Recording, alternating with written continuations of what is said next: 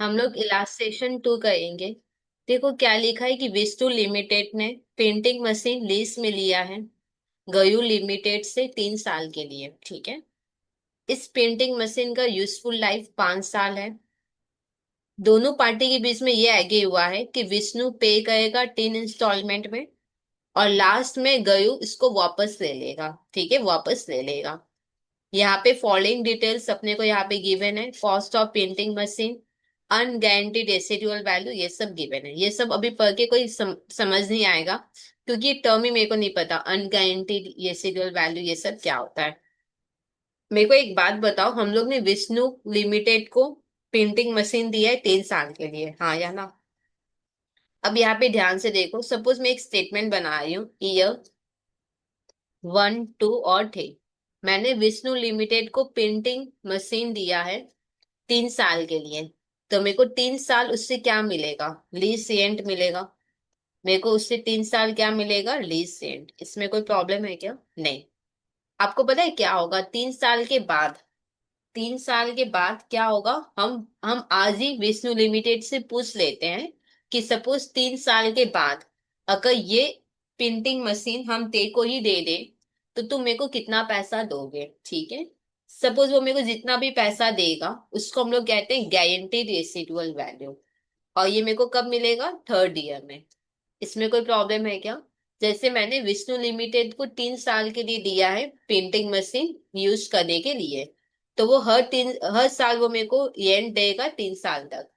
हम लोग क्या करते हैं, अभी ही विष्णु लिमिटेड से पूछ लेते हैं कि सपोज 3 साल के बाद ये हम ते को ही सेल कर दें, तो तुम मेरे को कितना पैसा दोगे? ठीक है। सपोज वो मेरे को बताएगा कि इतना पैसा हम दे देंगे, तो ये पैसा कब मिलेगा? 3rd ईयर के एंड में। और इसको क्या बोलेंगे? Guaranteed residual value. क्या बोलेंगे इसको अपने लोग? Guaranteed, guaranteed residual value. इसमें कोई प्रॉब्लम? ओके। अच्छा, मेरे को टोटल कितना मिलेगा? ये मिलेगा और एक ये मिलेगा। इस पूरे का टोटल हम लोग करेंगे तो क्या आएगा? इस पूरे का अगर हम लोग टोटल करेंगे तो आएगा मिनिमम लीज पेमेंट। इसमें कोई प्रॉब्लम? मिनिमम लीज पेमेंट जो मेरे को विष्णु से मिलना है। इसमें कोई प्रॉब्लम है क्या? विष्णु से मेरे को क्या मिलेगा? 3 साल मेरे को रेंट मिलेगा। अगर 3 साल के बाद अगर हम उसी को ही दे दे, तो वो जो मेरे को पैसा देगा वो मिलेगा। तो मिनिमम मेरे को इतना है जो विष्णु से मिल सकता है। अब क्या होता है कि हम लोग सिर्फ विष्णु के भरोसे नहीं रहते, हम लोग खुद एस्टिमेट करते हैं आज कि अगर हम किसी और को दे या मार्केट में सेल करेंगे 3 साल के बाद, तो मेरे को कितना मिल सकता है। ठीक है, मेरे को कितना मिल सकता है ये हम एस्टिमेट करेंगे। ठीक है। तो मान लो मेरे को लग रहा है कि इतना मेरे को मिल जाएगा, तो कितना एक्स्ट्रा है जो मेरे को मिल सकता है। और जो भी एक्स्ट्रा आपको मिलेगा वो 3rd ईयर के एंड में मिलेगा। जो एक्स्ट्रा मिलता है ना उसको कहते हैं अनगारंटीड रेसिडुअल वैल्यू। इसमें कोई प्रॉब्लम है क्या? हम लोग क्या है कि जैसे डेप्रिसिएशन में भी याद है, हम लोग एस्टिमेट करते थे कि 10 साल के बाद मशीन का रेसिडुअल वैल्यू क्या होगा। तो यहाँ पे हम लोग आज के दिन ये एस्टिमेट कर रहे हैं कि अगर ये प्रिंटिंग मशीन हम मार्केट में सेल करेंगे तो मेरे को कितना मिल सकता है। जितना एक्स्ट्रा मेरे को मिलेगा, जैसे विष्णु तो देगा ही, पर जितना एक्स्ट्रा मेरे को मिल रहा है उसको हम लोग कहते हैं unguaranteed residual value. For example suppose Vishnu मेरे को 10,000 दे देगा, और मार्केट मेरे को लगा कि मार्केट में सेल करेंगे तो 12,000 मिल जाएगा। ठीक है। तो 2,000 एक्स्ट्रा मिल रहा है, तो उसको बोलेंगे अनगारंटीड रेसिडुअल वैल्यू। किसी का क्वेश्चन ये होगा कि एक्स्ट्रा क्यों लिख रहे हो? अगर हम लोग मार्केट में सेल करेंगे तो 12,000 मिलेगा, तो आप 12,000 लिखो। 12,000 कैसे लिखेंगे? 10 तो ऑलरेडी लिखा हुआ है ना इधर, या तो विष्णु को देंगे या तो बाहर में देंगे। तो 10 वाला पोर्शन तो ऑलरेडी है, अल्टीमेटली तो 12 ही मिलना है ना। 10 यहाँ लिखा हुआ है, विष्णु 10 दे देगा, तो दो ही तो एक्स्ट्रा मिला है तो दो लिखेंगे। क्या ये बात समझ में आया कि नहीं? अल्टीमेटली 12 ही मिलना है मेरे को, अगर हम बाहर में भी देंगे तो मेरे को 12 ही मिलेगा। तो 10 तो ऑलरेडी यहाँ पे कवर्ड है, ऐसा थोड़ी ना कि 10 भी मिलेगा 12 भी मिलेगा। At the end of 3rd year 12 मिलेगा, 12 मिल सकता है, हाँ या ना? तो 10 तो हम यहाँ पे लिख चुके हैं, तो और मेरे को कितना लिखना है? दो और लिखना है। ठीक है। इसको अगर हम लोग प्लस करेंगे मिनिमम लीज एंड से, तो मेरे को मिलेगा ग्रॉस इन्वेस्टमेंट। इसमें कोई प्रॉब्लम है क्या? हमने विष्णु को 3 साल के लिए दिया है, तो 3 साल मेरे को उससे एंड मिल जाएगा। अगर ये पेंटिंग मशीन हम उसी को सेल कर देंगे तो जो वैल्यू वो मेरे को दे देगा, जितने का उसने आज गारंटी लिया है, उसको बोलेंगे गारंटी रेसिडुअल वैल्यू। और इन चारों को ऐड करेंगे तो ये वो अमाउंट है जो मेरे को मिनिमम विष्णु से मिल जाएगा। अब हम लोग अपना दिमाग लगाएंगे कि अगर हम विष्णु को ना देकर बाद में बाहर में अगर सेल करते हैं तो कितना वैल्यू मिल सकता है। ठीक है, जो एक्स्ट्रा मिलेगा वो हम लोग यहाँ पे लिखेंगे, जिसको कहते हैं unguaranteed residual value. Unguaranteed residual value मतलब जैसे मेरे को लग रहा है कि 12,000 मेरे को मिल जाएगा अगर हम बाहर में सेल करेंगे, और विष्णु ने 10,000 का गारंटी लिया है। ठीक है, तो 2,000 मेरे को एक्स्ट्रा मिलेगा, तो 2,000। 12,000 नहीं लिखोगे क्योंकि थर्ड ईयर में आपको 12 ही मिलेगा टोटल। 10 लिखा हुआ है तो सिर्फ दो और लिखोगे। इस पूरे को ऐड करोगे तो मिलेगा ग्रॉस इन्वेस्टमेंट। इसमें कोई प्रॉब्लम? ओके। यहाँ पे हम लोग क्या करेंगे, इन सब का अमाउंट लिख लेंगे, लीज सेंट का जो भी अमाउंट है। फिर डिस्काउंटिंग फैक्टर करेंगे तो प्रेजेंट वैल्यू। एक क्वेश्चन ये है कि दीदी एग्जाम में भी मेरे को ये बनाना है क्या? आंसर नहीं, एग्जाम में आपको ये बिल्कुल भी नहीं बनाना। पर ये टेबल बनाने से क्या होता है कि कॉन्सेप्ट आपका खुद का क्लियर हो जाएगा, मतलब फिर आपको मेरी हेल्प की जरूरत नहीं होगी या किसी की भी हेल्प की जरूरत नहीं होगा। ये सम देख देख के आप खुद से फिर सॉल्व कर पाओगे। ठीक है।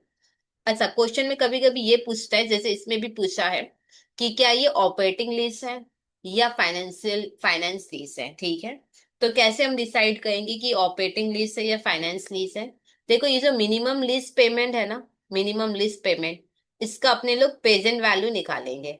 इसका क्या निकालेंगे हम लोग? Present value. मेरे को मिनिमम कितना विष्णु से मिलेगा, ठीक है, उसका हम लोग निकालेंगे प्रेजेंट वैल्यू। और ये जो प्रेजेंट वैल्यू होगा ना, ये almost near to fair value होना चाहिए। ये almost near to fair value होना चाहिए। अगर ये नियर टू फेयर वैल्यू है, ठीक है या नहीं, या तो डॉट फेयर वैल्यू या फेयर वैल्यू के आसपास होना चाहिए। अगर फेयर वैल्यू के आसपास मेरे को लिखा तो हम लोग कह देंगे हाँ ये फाइनेंस लीज है। तो हम लोग क्या बोल देंगे कि ये फाइनेंस लीज है। क्या ये बात क्लियर? क्वेश्चन में अगर आपसे पूछेगा कि बताओ ये फाइनेंस लीज है या नहीं, कैसे करोगे? विष्णु से जो भी मिनिमम मेरे को मिलेगा, ठीक है या नहीं, उसका हम लोग प्रेजेंट वैल्यू निकालेंगे। और फिर देख लेंगे कि क्या वो फेयर वैल्यू के आसपास है कि नहीं। अगर फेयर वैल्यू के आसपास हुआ तो हम लोग कह देंगे हाँ ये फाइनेंस लीज है। इसमें कोई प्रॉब्लम? अच्छा, एक और चीज आपसे यहाँ पे पूछा है कि अनअर्न्ड फाइनेंस इनकम कैसे निकालोगे, हाँ या ना? अनअर्न्ड फाइनेंस इनकम कैसे निकालोगे? ये देखो ग्रॉस इन्वेस्टमेंट है, हाँ या ना? इसका डिस्काउंटिंग फैक्टर करके क्या आएगा? Net investment. इसका डिस्काउंटिंग फैक्टर करके क्या आएगा? Net investment. इन दोनों को अगर हम लोग माइनस करेंगे तो अनअर्न्ड फाइनेंस इनकम निकल जाएगा। तो अनअर्न्ड फाइनेंस इनकम कैसे निकलेगा? कैसे निकलेगा? Gross investment minus net investment. इसमें कोई प्रॉब्लम? ये क्लियर है क्या? ओके, अब एक बार हम लोग सम देखते हैं क्या लिखा हुआ है यहाँ पे। यहाँ पे मैंने विष्णु को दिया है पेंटिंग मशीन 3 साल के लिए, यूजफुल लाइफ 5 साल है। दोनों पार्टी के बीच में ये एग्री हुआ है कि विष्णु 3 साल 3 बार इंस्टॉलमेंट देगा, और लास्ट में हम लोग उससे वापस ले लेंगे। अगर हम लोग उससे वापस ले रहे हैं इसका मतलब विष्णु कुछ भी गारंटी नहीं दिया है यहाँ पे, तो यहाँ पे गारंटी रेसिडुअल वैल्यू क्या हो जाएगा? 0। इसमें कोई प्रॉब्लम? अच्छा, फिर आगे देखो क्या लिखा हुआ है। देखो क्या लिखा है, कॉस्ट ऑफ प्रिंटिंग मशीन। पहले ध्यान से समझो, ये कॉस्ट किसका है? ये कॉस्ट विष्णु के लिए, ठीक है। विष्णु ले रहा है ना प्रिंटिंग मशीन, तो ये कॉस्ट विष्णु के लिए है। मेरे लिए तो ये सेलिंग प्राइस है, ठीक है। देखो क्या है ना कि मेरे को आज आज प्रिंटिंग मशीन कोई 15 लाख में ले ले तो बात खत्म, ठीक है। अब क्या है ना कि यहाँ पे 15 लाख में कोई प्रिंटिंग मशीन ले नहीं रहा है। यहाँ पे यहाँ पे विष्णु प्रिंटिंग मशीन ले रहा है 3 साल के लिए यूज करने के लिए। उसके बाद या तो हम उसको देंगे या तो फिर हम बाहर में देंगे, तो कितना मिलेगा, हाँ या ना? तो मेरा जनरली ऑब्जेक्टिव क्या है कि या तो आज सेल कर लो उसको 15 लाख में, नहीं तो फिर धीरे धीरे जो मिलेगा उसको हम रिकवर करेंगे। ये जो धीरे धीरे हम रिकवर करेंगे वो भी किसके बराबर होगा? 15 लाख के बराबर होगा। क्या ये बात समझ में आया कि नहीं? यहाँ पे ध्यान से समझो, यहाँ पे मैं टाइमलाइन बना के समझाती हूँ आपको। देखो क्या है कि या तो अभी हम सेल करते हैं इसको, या तो हम इसको अभी सेल कर दे 15 लाख में, ठीक है या नहीं। अगर कोई मेरे को अभी 15 लाख नहीं दे रहा है तो या एक ऑप्शन क्या है, या तो अभी सेल कर दो 15 लाख में। अगर हम किसी को 15 लाख में सेल कर देते हैं फिर तो ये एंड का कोई बात ही नहीं आ रहा है, सेल कर दिया बस बात खत्म। या दूसरा ऑप्शन क्या है कि अभी मैंने मशीन दिया है यूज करने, फिर 1 साल के बाद मेरे को रेंट मिलेगा, 2 साल के बाद रेंट मिलेगा, 3 साल के बाद रेंट मिलेगा। फिर 3 साल के बाद अगर हम किसी और को दिए तो वो मेरे को कितना देगा, ठीक है। तो ये जो सारी रिटर्न है, ये जो सारी रिटर्न, जैसे मेरे को फर्स्ट ईयर रेंट मिलेगा, सेकेंड ईयर रेंट मिलेगा, थर्ड ईयर रेंट मिलेगा, फोर्थ ईयर मेरे को कितना मिलेगा, कितना अगर हम सेल किए तो मेरे को कितना मिल सकता है, हाँ या ना।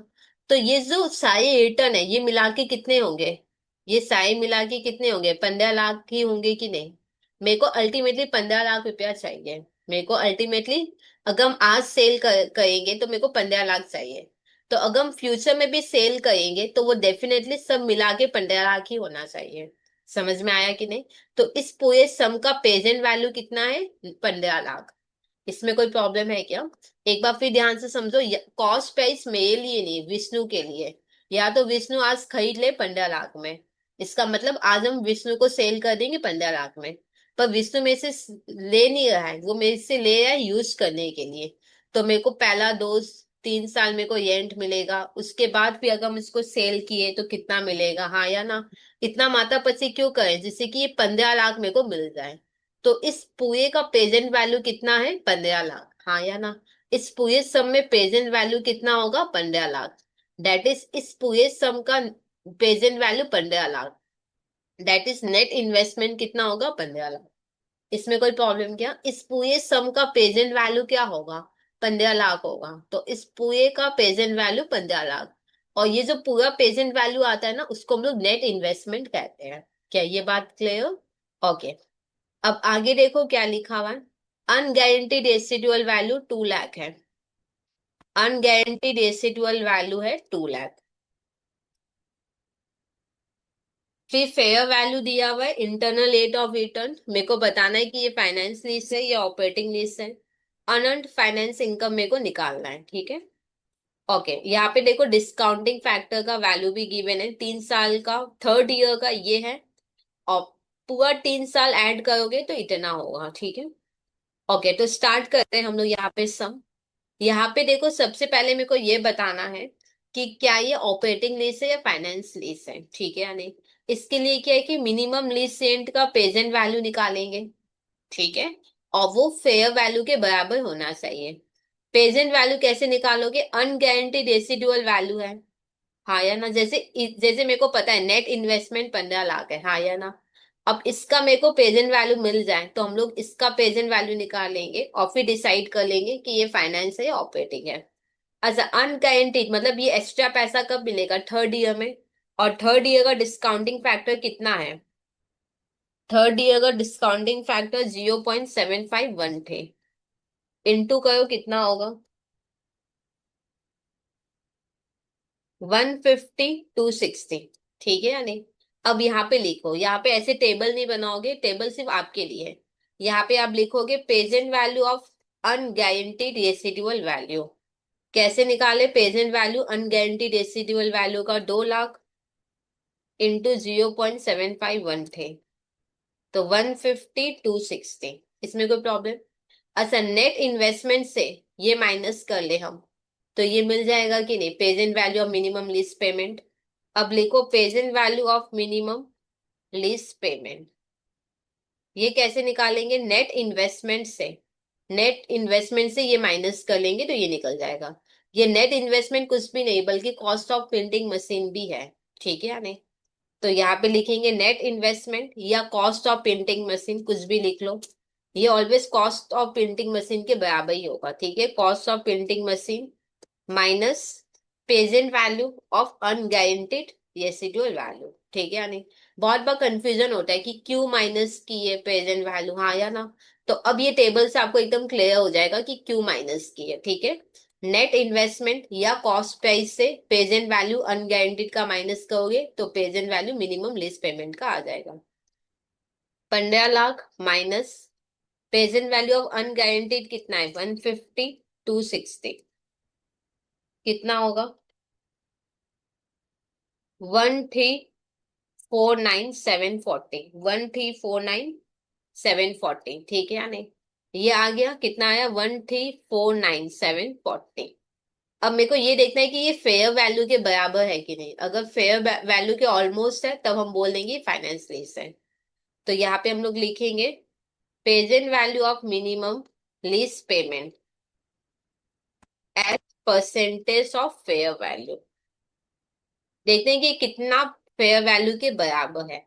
अगर सेम हुआ तब 100% के बराबर होगा, नहीं तो कम बेसी होगा। ठीक है, कैसे निकालोगे? प्रेजेंट वैल्यू कितना आया? 134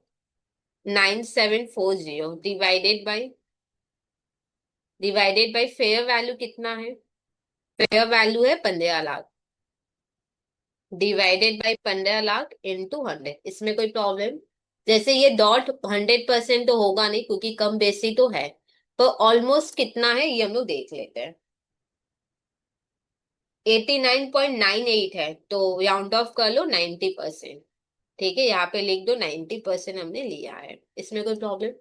अब क्योंकि 90% है मतलब ऑलमोस्ट काफी कवर हो गया है, ठीक है या नहीं? डॉट फेयर वैल्यू तो नहीं है पर 90% तक फेयर वैल्यू है। 90% मतलब हम मतलब सुनने से समझ में आया कि हाँ ठीक है, ऑलमोस्ट बराबर ही है। तो क्योंकि ऑलमोस्ट बराबर है तो ये फाइनेंस लीज होगा। अब यहाँ पे अपने को एक स्टेटमेंट लिखना होगा। Since present value of minimum lease payment makes substantial substantial coverage of fair value, so it shall be treated as finance lease। ठीक है, एक बार फिर ध्यान से समझो। मेरा ऑब्जेक्टिव क्या है कि या तो अभी हम सेल कर दे 15 लाख में और बात खत्म। जब हम लोग किसी को 15 लाख में सेल नहीं करते, किसी को हम लोग लीज में देते हैं, तो वहां से मेरे को रेंट मिलेगा। और फिर थर्ड ईयर अगर हम सेल करेंगे तो कितना मिलेगा? जनरली ऑब्जेक्टिव यही होता है कि इस पूरे को रिकवर करे, जो कि किसके बराबर होगा? 15 लाख। मतलब इस पूरे सम में प्रेजेंट वैल्यू कितना है? 15 लाख। तो यहाँ पे मैंने 15 लाख लिखा। ये जो फाइनल वैल्यू है ना, इसको हम लोग नेट इन्वेस्टमेंट कहते हैं। ठीक है, अनगारंटीड रेसिडुअल वैल्यू 2 लाख था और ये थर्ड ईयर में मिलेगा, तो इंटू करके मैंने प्रेजेंट वैल्यू निकाल दिया। ठीक है, तो फिर माइनस करके मेरे को present value of minimum lease payment निकल जाएगा। अब ये अगर फेयर वैल्यू हुआ डॉट या उसके आसपास भी हुआ तो हम लोग कह देंगे फाइनेंस लीज है। ये डॉट तो फेयर वैल्यू के बराबर नहीं है, पर ऑलमोस्ट ये 90% के बराबर है, क्योंकि 90% के बराबर भी है तो ठीक है, चल जाएगा। तो मैंने लिख दिया कि सब्सटेंशियल ये कवर कर है फेयर वैल्यू को, काफी हद तक ये कवर कर है फेयर वैल्यू को, सो ये फाइनेंस लीज है।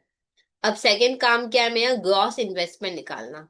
सेकंड काम क्या है मेरा? ग्रॉस इन्वेस्टमेंट निकालना। अच्छा, ग्रॉस इन्वेस्टमेंट कैसे निकालेंगे हम लोग? यहाँ पे मेरे को क्या निकालना है? ग्रॉस इन्वेस्टमेंट कैसे निकालोगे? गारंटीड रेसिडुअल वैल्यू कुछ भी नहीं है इस सम में। ठीक है, तो फिर ये कितना हुआ? 0 हो गया। यहाँ पे लिखो present value of guaranteed residual value 0 into 0.7513, that is 0। हाँ या ना? अच्छा, गारंटीड रेसिडुअल वैल्यू 0 है। गारंटीड रेसिडुअल वैल्यू 0 है, मेरे को पता। इन तीनों को प्लस करोगे, इन तीनों को प्लस करोगे तो कितना आएगा? 139,470, 134,740, ठीक है ना? इससे ये माइनस करोगे तो ये आ जाएगा।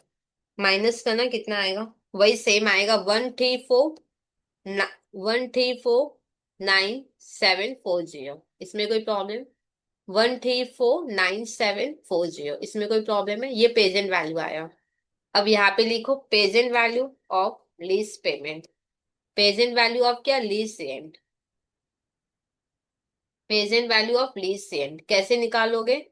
कैसे निकला? Present value of minimum lease payment minus present value of gross guarantee residual value. Present value of minimum lease payment minus present value of guaranteed residual value 1349740 minus 1349740। इसमें कोई प्रॉब्लम? ये लीज सेंट का प्रेजेंट वैल्यू आ गया। अब मेरे को एक बात बताओ, 3 साल का डिस्काउंटिंग फैक्टर ऐड करके दिया हुआ है, जो कि कितना है? 3 साल का डिस्काउंटिंग फैक्टर ऐड करके दिया हुआ है, जो कि है 2.4868 हाँ या ना, 2.4868। तो इसको इससे डिवाइड करेंगे तो एक एक साल का एंड आ जाएगा। यहाँ पे लिखो 1349740 से 2.4868 डिवाइड करो, कितना आ रहा है? 1349740 से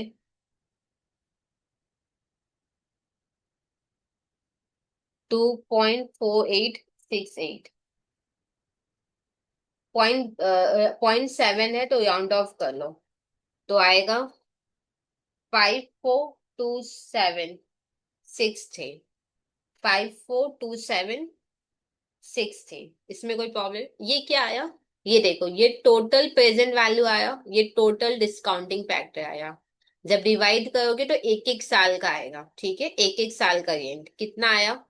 542763, 542763, 542763। ये देखो यहाँ पे ये क्या आ गया? एनुअल लीज रेंट, मतलब हर साल वो अपने को इतना रेंट देगा, ठीक है। ये डेफिनेटली 13 लाख से ज्यादा ही होगा। क्यों? क्योंकि या तो 13 लाख अभी दे दो, या धीरे धीरे दोगे तो फिर इंटरेस्ट ऐड होते होते होगा, तो ये 13 लाख से ज्यादा ही होगा ये अमाउंट, ठीक है। तो ये क्या है? Annual lease rent.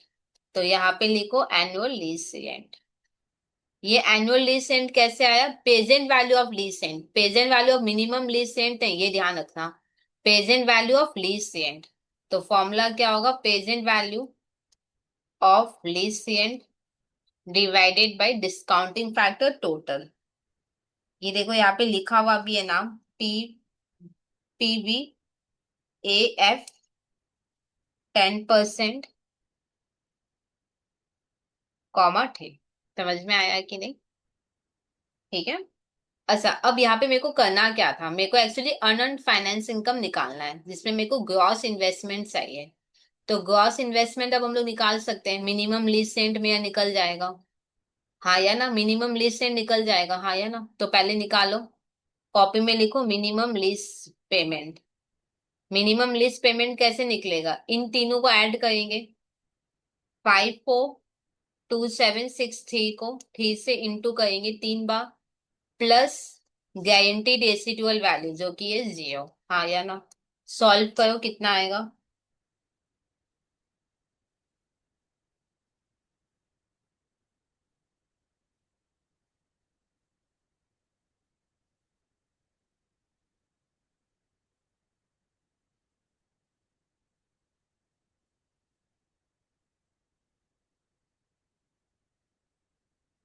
इसमें आएगा 16 28 28 9, ठीक है। यानी इसका फॉर्मूला क्या बना? मिनिमम लीज रेंट कैसे निकाले?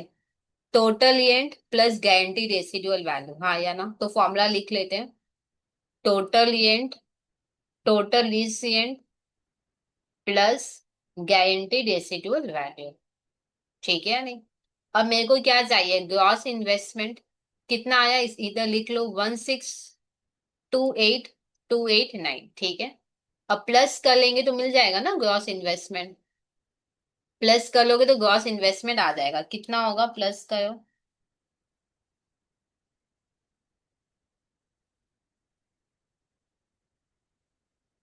18 28 28 9, ठीक है या नहीं? तो ग्रॉस इन्वेस्टमेंट कैसे आया मेरे को बताओ?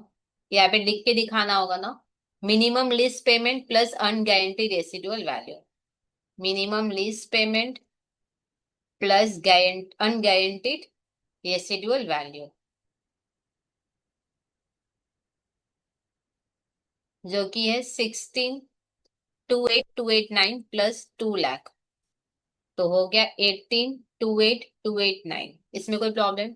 ग्रॉस इन्वेस्टमेंट आ गया, नेट इन्वेस्टमेंट 15 लाख है, net investment 15 lakh.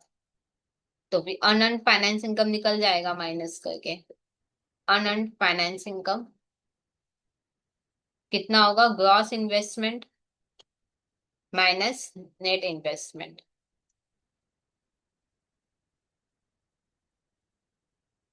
18, 28, 28, 9 minus 15 lakh.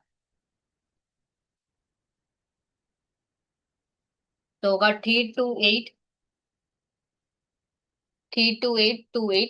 ठीक है। तो ये सम फाइनली हुआ कंप्लीट। कोई डाउट आपकी तरफ से आ जाए तो कमेंट सेक्शन में लिख देना। और अगर अभी तक खुद को इनरोल नहीं किया तो प्लीज चैनल को सब्सक्राइब करके आप खुद का इनरोलमेंट कंप्लीट कर